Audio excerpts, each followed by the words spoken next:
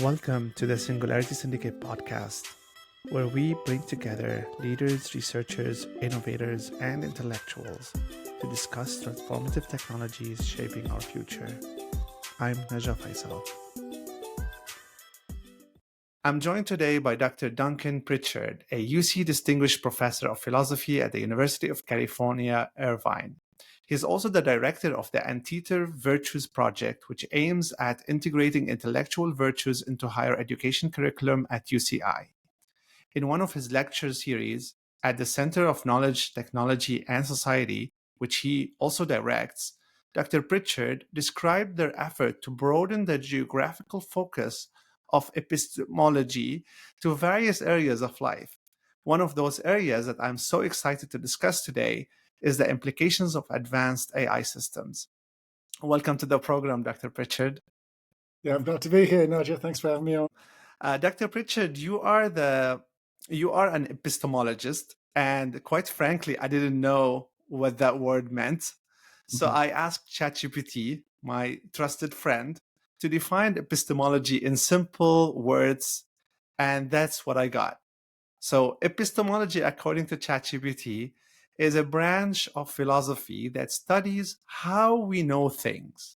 It looks at what knowledge is, how we get it, and how we can be sure that what we think we know is actually true.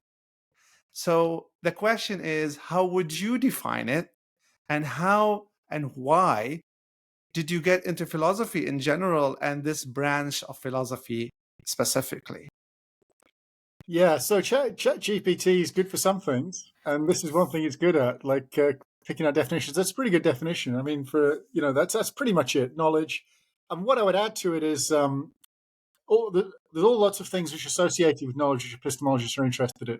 So things like evidence, reasons, rationality, understanding, explanation. So these are all things that are very much associated with know. They're part of that same cluster. How do we get to the truth? That's basically the gist of it. Yeah, and the reason I got into it, actually the same route I got into philosophy. Actually, I got very, like a lot of people, I only encountered philosophy at university, and then there was a particular philosophical problem that was taught to me, which is the problem of radical skepticism, which is the problem of explaining how we know anything at all. It's a very ancient problem. There's also very good arguments that seem to show it's impossible for us to know anything. And I found this fascinating. And so that's what got me into philosophy and thereby got me into epistemology. Because if you're interested in that question, how is it possible to know anything at all? You're led very quickly into the question, what is knowledge? What is it to know anything? And so, yeah, that's my my philosopher origin story. Yesterday, when I knew that I'm having you on the show, and I was doing like a little bit of homework to understand your expertise, I felt so energized and so excited because I've only had one professor of philosophy before on the show. And I remember how much I enjoyed the conversation. We were discussing AI consciousness and what is consciousness and stuff like that. And this is my second episode, and I am really energized and excited to discuss this topic. So when it comes to what I learned about epistemology, there's one area that is quite important, which is knowledge justification, which deals with like, okay, what is the proof, or how do we know that whatever we know is the truth? So when AI start to learn from data, is it really knowing like we do as humans, or is it different? How can AI prove it knows something at all? So I would say, and I know I'm moving in a different direction to most people here. I would say that what the AI is doing is not knowledge, or at least it's nothing. If we could use that word if we want, but what it's doing is nothing like what we're doing. It's so different that I think to call it knowledge as if it is the same kind of thing that we're doing would be, it's unhelpful. I mean, it can get to the truth, although, funnily enough, and this is quite crucial, it doesn't care whether it gets to the truth, right? We care whether we get to the truth, and that's a big part of what makes us knowers and what makes us knowers in the way that we're knowers. We're trying to get to the truth. We're forming beliefs, And we form beliefs which are grounded in reasons. We're responsive to reasons and evidence, and that's guiding us in our desire to get to the truth. What the AI is doing is nothing like that. AIs don't have beliefs. They're not forming strategies or anything like that in the way that we do. They're not reasoning in any conscious sense like we're doing. I mean, you mentioned ChatGPT earlier, and a lot of people are getting very excited about this. And it looks like what they're producing is knowledge, but really, when you look at what's actually going on, if you look what's underneath the surface, as it were, and see the actual mechanics of it, it's just a big statistical engine generating predictions. It looks sophisticated, but ultimately, it's not that much more sophisticated than just the autocomplete on your, when you're typing out a text message. It's just like a massive sort of plagiarism engine. It's taking lots of data and then it's generating certain kinds of predictions. So I don't think what it's doing is anything like that. It's not forming beliefs. You need to be a certain kind of creature to have beliefs. You need to be responsive to reasons and evidence and so on. But the machine isn't doing that. It's not conscious. And it's not in the space of reasons at all in the way that we are. And the space of reasons, what I mean is it's not responsive to kind of rational considerations.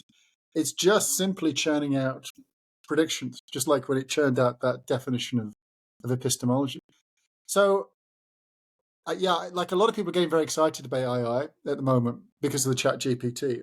I'm in the more skeptical camp. I think what it's doing is actually quite unsophisticated. So it's almost like what we were trying to achieve with AI. I think we've gone in a well, I would say a bad direction. The direction we're going in now, the AI direction, is very much towards this very much unsophisticated kind of AI, where what it's doing is so different to what human cognition is doing that although it might imitate us and it might look superficial like it's doing what we're doing, it's so different as to be, chalk and cheese. It's just not the same thing. And for that reason, I wouldn't want to call it knowledge. You could say it's generating truths, it's generating things that we can use and gain knowledge from. That's right.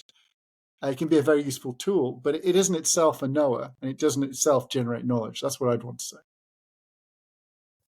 Okay, I hear you. And I'm not by any chance someone who have the academic credentials to really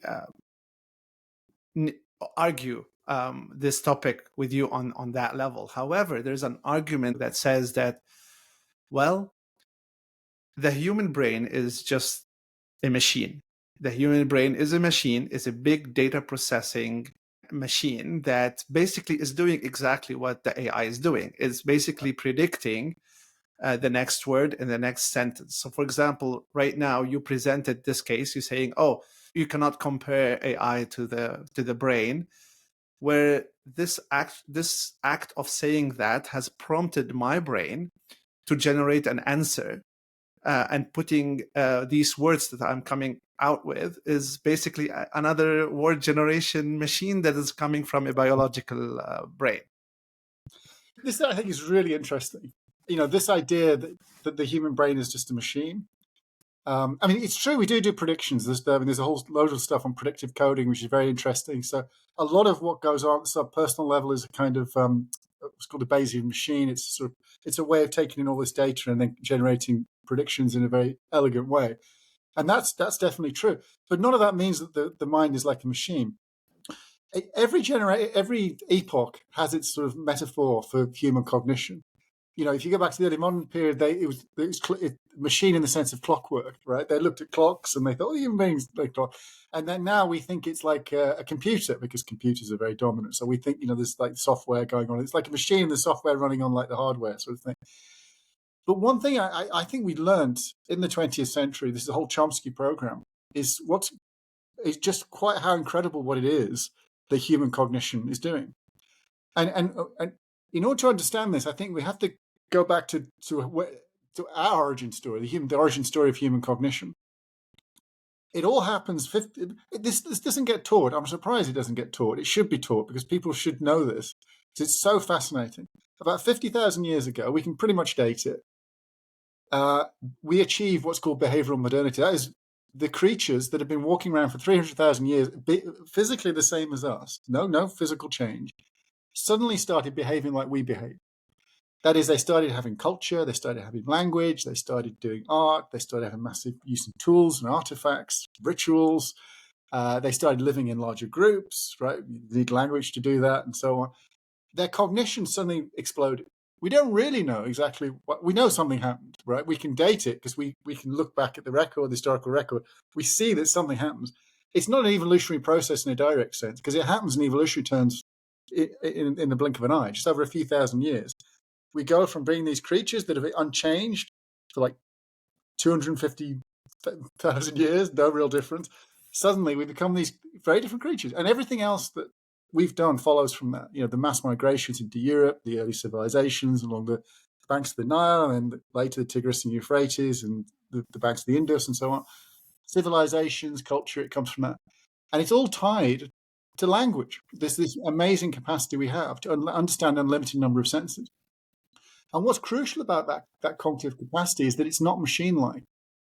It's not like taking huge amounts of data and then just generating small numbers of predictions, which is what the machines are doing. It's actually an inversion of that. Small amounts of data. I mean, this is what's so elegant about it. We couldn't do the big data. We just don't have the capacity. We do the small data, and what we generate aren't predictions, but something much more sophisticated, which is explanations. And this is what I was saying about like being in the space of reasons. We're responsive to reasons. Explanations are a much more sophisticated kind of thing. You know, the machine can just predict things, but to explain things is much harder. It's like to see how things connect to one another, to start to understand how things connect. That's one thing the machine just doesn't have. And that's what I mean by saying that the machine, I think, and that the whole analogy of the mind to a machine is really unhelpful because it fails to take into account just what's so incredible about human cognition. I mean, it is completely different to all the other cognitive capacities in the animal world. I mean, there's nothing you can teach very clever chimps. You can teach them some words, but their word use is nothing like a child's word use. I mean, nothing at all. I mean, you teach them the word ball, but they'll just take it to mean that particular ball. You know, but a child for age 4 or 5 can, just by being around other language learners, its biological endowment means that it will just absorb a language, and it can then understand an unlimited number of sentences and make creative use with an unlimited use of sentences. You know, it can formulate new sentences it's never heard before and so on. I mean, this is quite an incredible capacity that we have, and it's not a function of big data. It's not a machine-like capacity. It's something very special. And the big promise of AI, you know, you go back 20, 30 years, the big promise was to understand human cognition and then try to model that. And at some point we stopped doing that. I think that the idea was we just couldn't do it. And so now we've gone for the big data approach, which is like basically like a huge hammer, it seems to me, to the problem. Whereas before we were trying to sort of fine tune something sophisticated. Now we've got this big hammer, we just throw lots of data at it. And then we've got, and now we're trying to convince people that, well, that's what the brain is like, but it isn't like that. Our minds don't function like that. You know, a 5-year-old child can do really sophisticated things. It's not doing it because it's a mass big data. In fact, its input of data is actually quite slender, but it's got these capacities which are really quite phenomenal, which enables it to do these amazing and sophisticated things.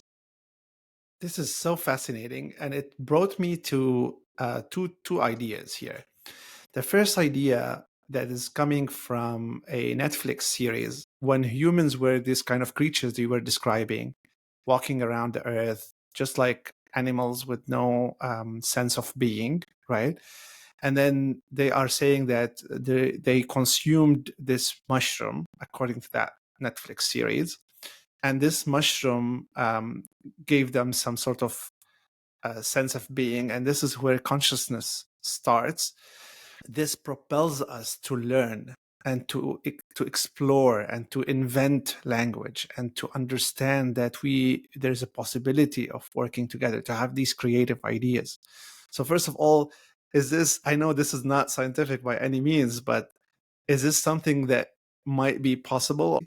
So it certainly is possible, or something like that. So what seems to have occurred is it's as I said, it wasn't selected for because the time period's too short, right? Selection processes take hundreds of thousands of years. You know, they don't happen in the space of a few thousand. So it must have been that, obviously it's an evolutionary process, but it must have been a side effect of evolutionary processes, right? And in fact, it probably wouldn't have been selected for anyway, because it doesn't seem to bestow any evolutionary advantage over the short to medium term, which is what you need. Right? Actually, it would seem to be a disadvantage over the short to medium term to be aware of your being, as you said. So it seems some capacity was a side effect of evolution, and then something in the environment triggered that capacity.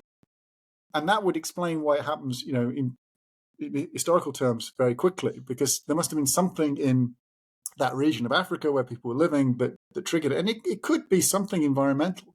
Maybe there was something about the weather which triggered certain kinds of crops to behave in a way they hadn't behaved before, which maybe, as you say, perhaps something hallucinogenic or something like that got into the food system. You need something that triggers that capacity. But once it's triggered, then you start to have these new human beings walking the earth, and everything thereafter changes. Fascinating period, though. Imagine, as Chomsky talks about, there will be this period where there are people who have this capacity surrounded by people who don't. You haven't got language yet. I mean, you just imagine. My gosh. Yeah, you're one of these. No one else has it, but you've got it, and you can't have language because language requires a whole bunch of you to have this capacity. So I just think the mind boggles of what that must be like. But yeah, so that something like that is actually quite plausible. It's got to be something environmental, I think, that triggers it, and something like that. That sounds fairly plausible. Yeah. I'm reading a book called The Feeling of Life Itself. One argument mentions that could it be that other people are still not conscious in this world? Like, could it be that some other human beings that are not conscious, or they're not at the level of consciousness that other people are? Through meditation and stuff, could you attain different levels of consciousness? I know this is not the topic of our talk, but this is something that I'm curious about. So philosophers have talked about, I mean, just as a what we call thought experiment, this idea of zombies. So by zombie, they don't mean people who are like flesh eating. They mean people that look like us and act like us, but nothing is going on inside. And in a way, some of these, we're thinking, a lot of people are thinking plugging the AI into like humanoid type, robotic shapes. That would be kind of like a zombie. You can make what looks like a human being. It does all the predictions right. So it can come up with language, it seems. I mean, it's not actually speaking language, of course, because the machine doesn't understand what it's saying. It's a big crucial difference. But it would look like it understands it, and you could have conversations with it because it would just respond, right? Stimulus, respond. And so you would have something like zombies around. I mean, they could look just like us, act just like us, but they wouldn't actually be aware of anything. I mean, whether there's any human beings like that, I mean, that seems unlikely, although, of course, there are certain kinds of human beings that have certain kinds of personality traits, which mean that they're not far off, people with sort of sociopathic type traits and so on, where they just don't care about other beings in the way that we naturally do and so on. But even there, they're conscious and strategic in their reasoning and so on. It's just that it's kind of misaligned rather than it's not an absence of consciousness. It's kind of like a misaligned sort of consciousness. Yeah, but how do we know if a robotic who is mimicking being conscious and having a sense of self, how do we know it's not true? There's an old joke in philosophy, like if something looks like a duck and acts like a duck, well, it's a duck. But like a decoy duck, they use in hunting, is not a duck, right? I mean, it just isn't. Maybe it looks just like one, acts just like one, but it's not actually a duck.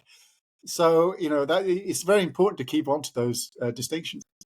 So biology for you is very important. Like, is it because we are a biological being? Yeah, I mean, it's as it were what we call the etiology. It's how our consciousness, the causal backstory, how we came to be what we are, is very important to who we are. And of course, for us, that's a biological one. So I'm not saying you couldn't create conscious beings, but I am very suspicious of the idea that you could just engineer them like machines. I mean, maybe you could train some, like, maybe you could socialize a machine. I don't know. Which is because that's what happens to us. There's a socialization component. We become we absorb a worldview, we absorb a way of thinking from our culture, which is embodied in the language. So the biological endowment gives us this capacity for language, but then we also need the socialization. Maybe there's something like that, the embodiment and socialization. You could do that with a silicon-based entity. I mean, I don't know. This is all very science fiction-y. But the idea that you could just sort of, in you could 3D print, as it were, something and then plug in something, and then it's suddenly a conscious being. I think that's a mistaken idea about what consciousness is. It's not that kind of thing. But you said about how you can tell.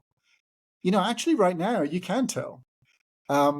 Even maybe ChatGPT will get a lot better and so on, but it's very interesting. ChatGPT is very good at doing quite unsophisticated stuff. So we see it as academics with essays. They can write a C-grade essay for ChatGPT very easily, but it can't do a good essay. They just can't. And in fact, you can spot them. And one thing I say to the students, you're not going to get the AI might help you with your essay, but it's not going to help you get an A because it can't write that kind of essay yet. And that's quite interesting. Why can't it write that kind of essay? Right? It can read lots of them. There's something about the creativity of that kind of essay that you don't get just with big data and predictions. And in fact, actually, there's other ways you can tell.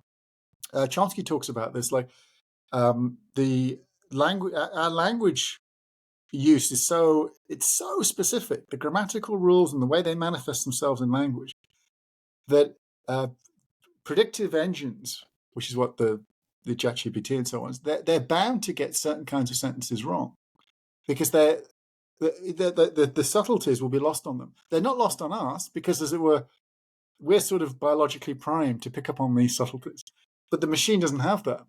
So the machine is just looking at big data and generates predictions, and it ends up with the wrong prediction. And in fact, that tells us something really interesting about language use. We couldn't acquire the language that we acquire through big data. We acquire it by having certain biological endowments, like certain kind of cognitive capacities hardwired in there, which then get socialized, through engagement in the environment. Then we don't, as it were, learn a language. In fact, we don't learn. The first language isn't, strictly speaking, learnt at all. It's absorbed, right? We're primed for it, and we're plugged into an environment that's suited for it, and then boom, it just happens. And you find this with little kids. We talk about teaching little kids a language, but we're kind of teaching them sort of the superficial stuff. Kids just pick it up. They just absorb it, right? Just by being around, because it's all there. It's all there primed to occur. The machine doesn't have anything like that. One thing you mentioned about like not having an A essay or an A-level essay, and I agree. Right now I'm a big user of ChatGPT and similar services, and I can tell like I would have to inject my own ideas and my own style and personality to make it up to at least my bar, which is probably not high enough, but it's still like not up to my bar. And I thought about this, and I thought, okay, why is that? Why ChatGPT, no matter how much I prompt it, it will still produce these predictable forms of text that are not really creative or beautiful or sophisticated or insightful. And I thought about this, and I thought that maybe because it's trained on large corpus of data, and this data has the low end of the spectrum, the low quality one, and it has the high end of the spectrum, the award-winning essays and the award-winning papers. And it's basically giving you the average. It's giving you because it's statistically, it's trying to predict the next word based on the most common next word coming. So it's always going to bring it to the average. And a lot of the times the average is good enough for a lot of people. And that's why it's very useful. And that's why the adoption of these tools is on the rise.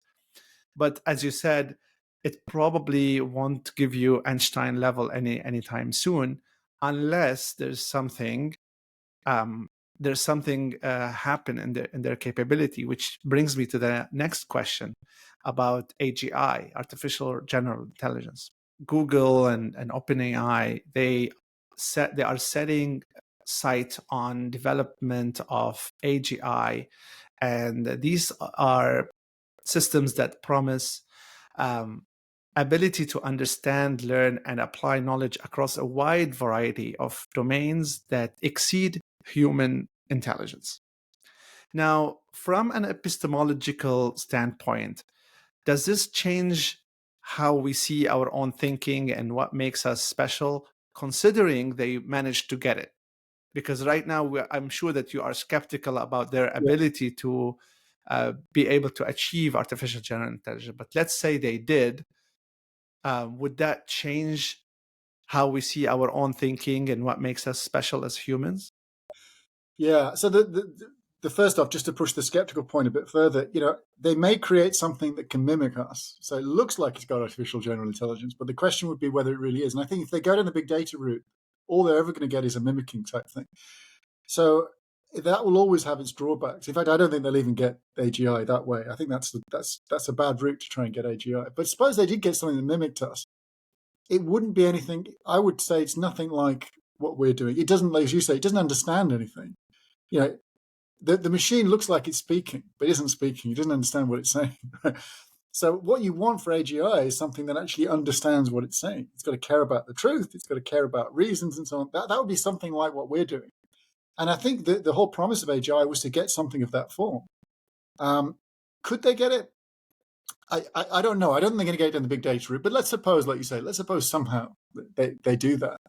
Well, then that would be interesting. I mean, that would be, we'd have to see. I mean, my hunch, as I said before, is that you're not going to get that we can get through big data. You're not going to get it just by, it's not the sort of thing that can just be sort of brought into being. It's got to be sort of trained into being or something, socialized into being. I mean, something like that, I think it's got to be a requirement of it. So it'd be interesting to see what the kind of the causal etiology that's required to take something which is essentially an inanimate machine to something which is acting like human cognition. And I think that would be kind of fascinating because you'd have to do something which is kind of mimicking what we're doing. And then you've got to give it like something akin to our biological endowment and then something akin to the socialization, and then you'll get the AGI. But you know what? I'm not sure. Do we want that? We might.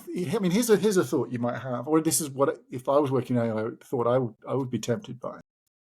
Why try and mimic human cognition like this? Why don't we just, animals can be. We know that there's lots of differences in human and animal cognition. Some things animals are much better at, right? In terms of their capacities, as it were, they're very domain specific.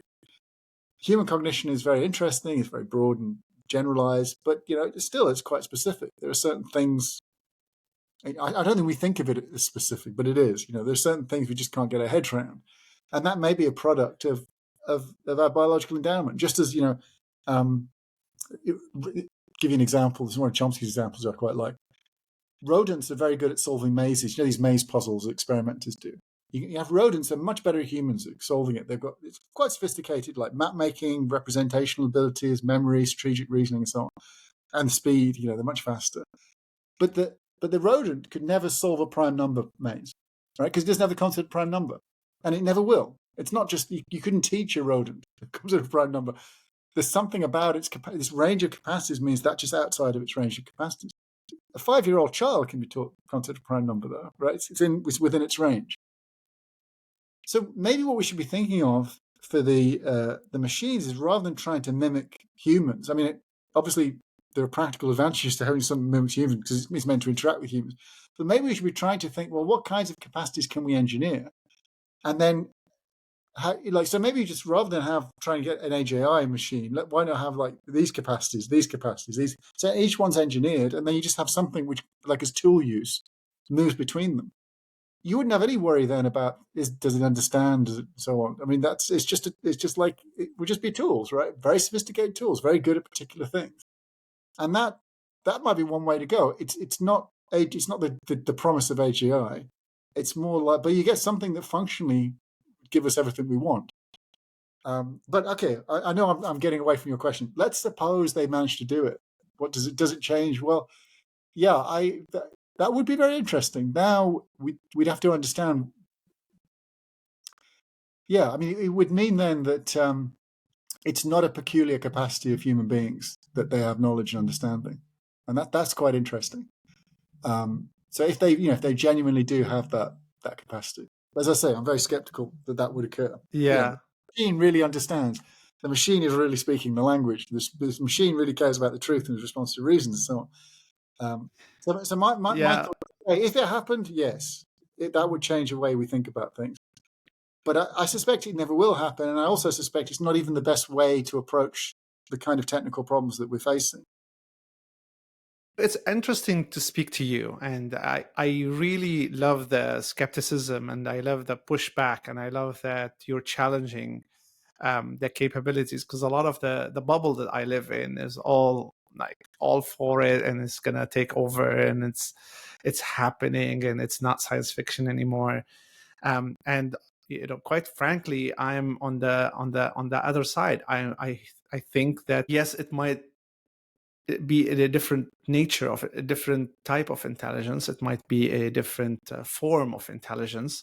Yet I'm not excluding completely the idea that an AI might become human level and might even obtain conscious experiences. I've read some other philosophers who believe that the brain has evolved into consciousness and wasn't conscious from the very beginning. With the mastery of language and with more and more data, the brain evolved a mechanism called consciousness, kind of like splitting the brain into two. One is an entity that is basically doing reflections on the computations that's happening in the brain.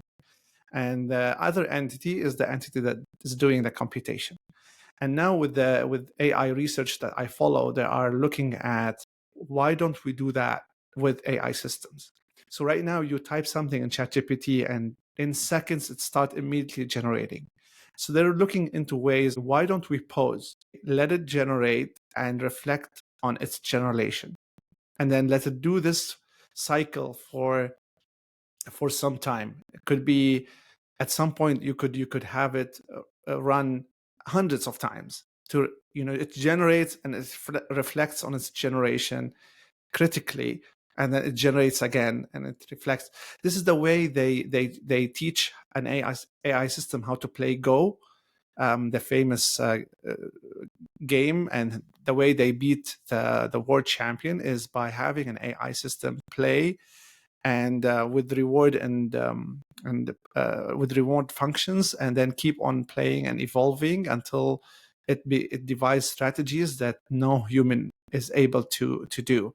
And this is something also I want to take your opinion. I mean, if you're saying that AI is not gonna exceed human capabilities, however, right now we have a lot of AI systems that are exceeding human capabilities, including the games of chess and Go, which at some point in time we were thinking that this is the epitome of human intellect. Yeah. So first off, remember what I was saying about the capacities, right? So each capacity has a certain range.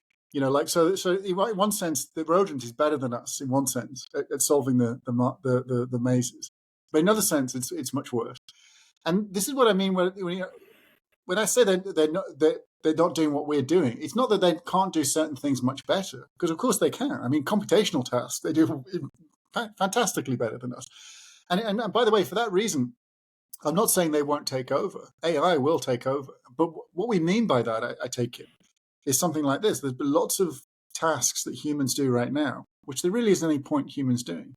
When you've got these big statistical machines available, they'll do it instead. And lots of tasks which are very you mentioned these games, right, which are very constrained kinds of operations. Machines will be way better than us than that. And anything like that, where there's strict rules to follow and so on, the machines will just take over. No point humans doing. And it is going to transform society. There's no doubt about that. But it seems to me that those kind of tasks are not the way to think about what's special about human intelligence. So, whatever these games are, that's not what makes us interesting. What makes us interesting is our capacity for explanation, for understanding. I mean, you mentioned reflection there.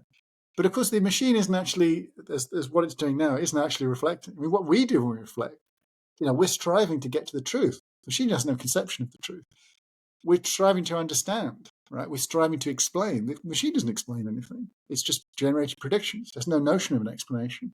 Explanations are already bound up with reasons and truth, which the machine doesn't do. So what you'd have to do if you really wanted to be sophisticated in the way we are is you'd have to somehow make it be like us in that sense. And the route we're going now with AI isn't going that way at all. It's about it's about this. It's this big hammer thing. You just throw lots of data at it and get it very good at certain kinds of things. Now, as I say, I think that's really that. If I were doing AI, that's the way I would go. Focus on specific kinds of capacities that AI is good at, and then it would be like tool use, as it were. It's much better at humans that, and then we reserve what humans are good at for the which is very much humans are very good at the context, which is very open ended. Where like a lot of what we do, a lot of what makes us what we are, is a sensitivity, like an acute sensitivity to details, which it's hard to teach. In fact, we don't teach it, right? I mean, when you're socialized into a language, you learn how to be a human being, how to care about people, how to do things. What things to attend to in your environment, what's important, what's relevant, and so on. And that kind of socialization is what makes us what we are, and it's very difficult to mimic. And I think it's one of the reasons why the machines aren't very good at mimicking that kind of thing. They're very good at, get them doing a very constrained activity. They can mimic us. Get the machine doing something open ended. This is why the conversations of ChatGPT they eventually falls down, because it's the open ended nature of it, which it's going to struggle with, because the predictive stuff falls short there. It's not doing ultimately what we're doing. I love the way you're talking about truth and like how we strive for truth. How do we know if something is true or not? So the way we do it is we're looking for reasons. So, but by reasons here, I mean something quite specific. So reasons to think something is true. So a lot of the evolution of culture, of science, for example, is about thinking about reasons, right? So we come to think about the experimental method. The experimental method comes to the fore in the early modern period, 1500s essentially, around about then. What we're doing is, rather than trusting, let's say, the authority of the church, or just trusting, like intuitions or whatever, we actually test it out. And, and this leads to counterintuitive consequences. You think about these great experiments of Galileo, of objects of different sizes falling, the rates of fall and so on. Intuitively it should be one way. And then when we do the experimental method, we realize it's not that way. And then the other thing, so we're looking for reasons that get us to the truth, as opposed to reasons that don't. Just as trusting the authority of the church. Well, yeah, I mean that might work, but it only works against a backdrop where you think that they have some special access to arcane truths or something. But if you no longer believe that, then you'll start to believe, well, the best way to do it is to test it for yourself, find out for yourself. And this was the early modern period was all about, don't accept things on authority anymore. Work it out for yourself. And what they then do, so two steps. And one step is that, and the next step is the explanations, to try and explain it, not just simply describe it. The machine might be very good at describing things, but you need to explain. And then the explanation is a way of seeing how everything fits together. And once you've got an explanation, you can test the explanation, right? Then you can devise more experiments, and then more experiments will see, well, does that explanation stand up to these experiments? So what you're doing is you've got a way of getting to the truth and a way of testing whether you got to the truth. And that's how science evolved.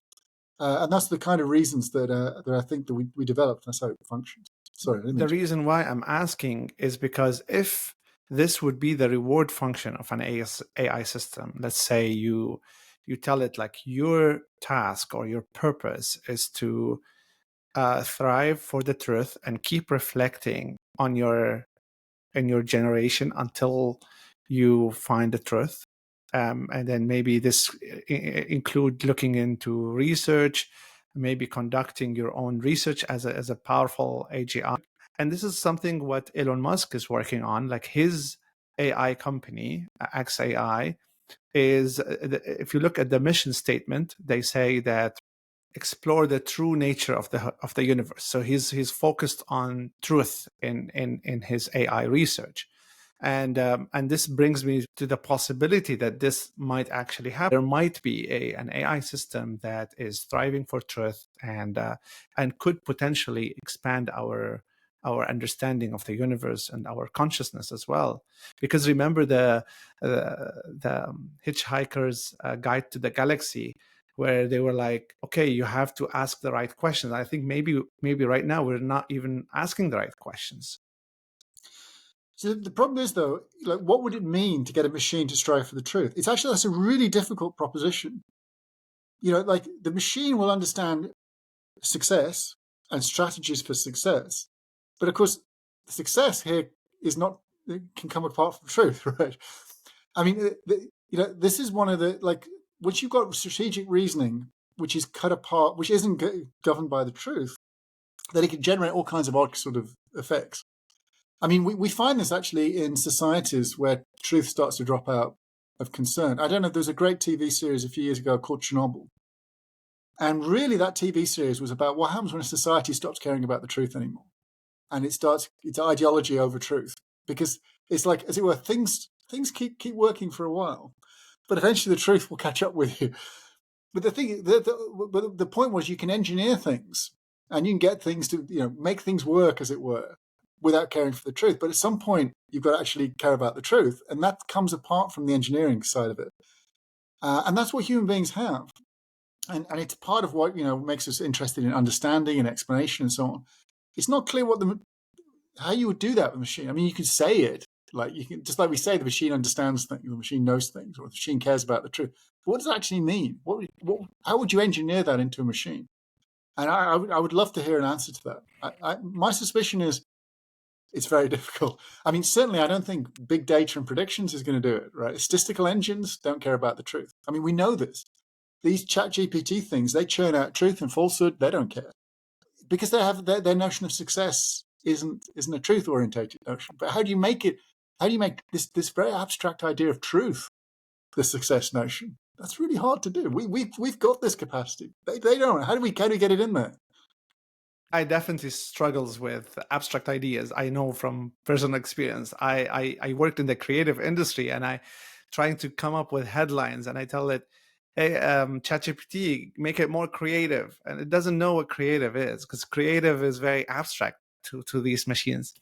I want to pivot to the ethics side and the implications side on society.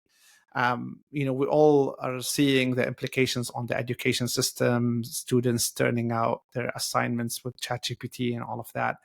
First of all, as a professor, what do you think of the impact on education, but also in other areas where you see AI could be harmful and beneficial? So I actually think in the long term, it could be a good thing for education. We need to get back to what it is education is trying to do. So the way I say to my students is it's a tool. Use it as a tool, just like a spell checker is a tool. It can help you with, or your grammar checker can help you. You should use these tools. They'll help you write better essays. There's lots of tools out there. Make the best use of it. Where it becomes problematic is where the student thinks, I just use the tool. I don't input. And what we need to do is devise assessment strategies which require the student to do the extra step. And I think what's going to tend to happen, like in essay-based subjects like mine, is the standards for an essay will go up. Just as, in the past, maybe you would overlook spelling and grammatical issues. Now, with the spell checkers and grammar checkers, you should do that. So now, there's a certain basic level of an essay which we'll just take as a default because anyone can generate that with a GPT. We're looking for more than that. And I think this would be a good thing because it highlights what's distinctive about human cognition and what it is we're trying to educate. Now, you mentioned earlier this project I run, Anti-to Virtues project, which is all about cultivating intellectual virtues. Intellectual virtues are very specific kinds of cognitive skill. They're essentially involved with care and concern for the truth, about responsiveness to reasons. It's about cultivating the kind of character that's responsive to the truth. So we want people who are intellectually humble. That is, they don't overestimate their abilities. They're open to new ideas. We want people who are intellectually tenacious. They don't just give up at the first sign of obstacles. We want people who are the virtue of curiosity. So they're motivated to explore and to inquire and so on. They don't just accept what they're told and just continue. They're going to be active inquirers and so on. So these sorts of traits, I think, are what a good education is. Whatever you're teaching, it doesn't matter what your subject matter is. You don't have to be in philosophy to do this. Any subject matter is ultimately about teaching good intellectual character. And that's what's distinctive about our education. It's a distinctive feature of human beings. It's something the machines don't offer us. And what we need to get back to with education is understanding that component of the educational practice. This isn't a component that can be offloaded to machines. And I think this is what's going to reverberate throughout society. We're going to find a lot of our cognitive practices can be offloaded to the machines. But certain kinds of practices won't be.